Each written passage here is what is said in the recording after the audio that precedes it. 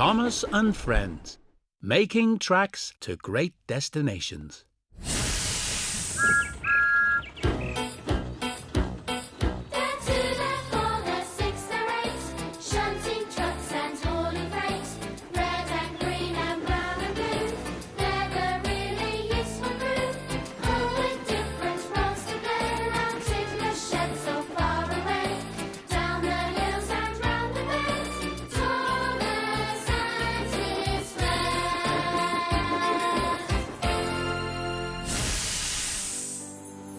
The island of Sodor is surrounded by beautiful blue sea. It has fields of green and sandy yellow beaches. There are rivers, streams, and lots of trees where the birds sing. There are windmills and a coal mine, and docks where visitors to the island arrive. The island also has lots and lots of railway lines. Who's that puffing down the track? It's Thomas! Hello, Thomas! Hello, everybody!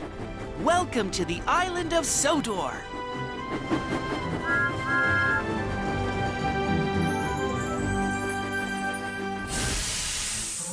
Gordon runs dry. It was a hot, sunny day on the island of Sodor. Thomas was making his way to Knapford Station with Annie and Clarabel. Sir Topham Hatt had asked Thomas to work on the main line, pulling the local. But first, he needed to fill up his water tank. Gordon was waiting for Percy to bring his coaches so he could pull the express. Where are my coaches? I shouldn't be kept waiting. Maybe you should fetch your own coaches, Gordon. Big engines like me don't fetch their own coaches.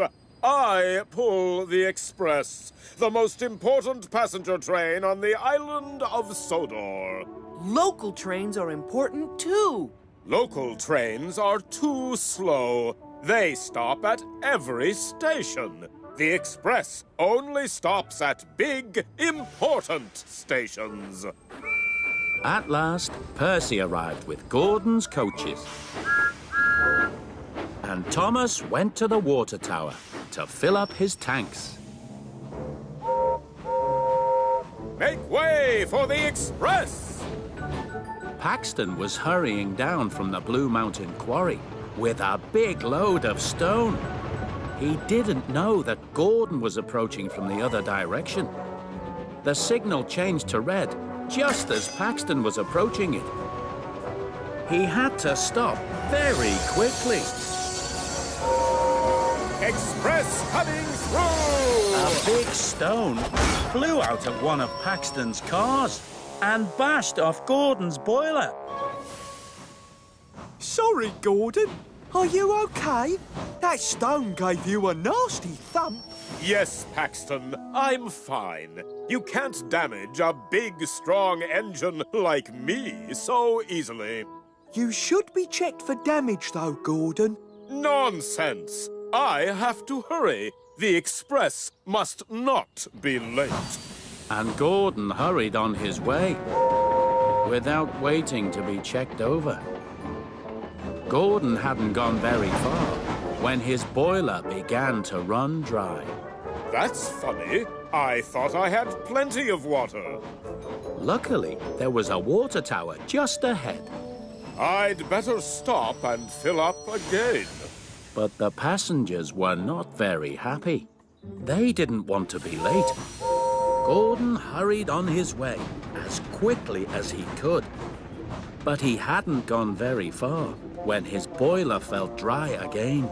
I can't keep stopping for water, or I'll be very late. I must think about something else. So Gordon decided to see how many stations he could think of.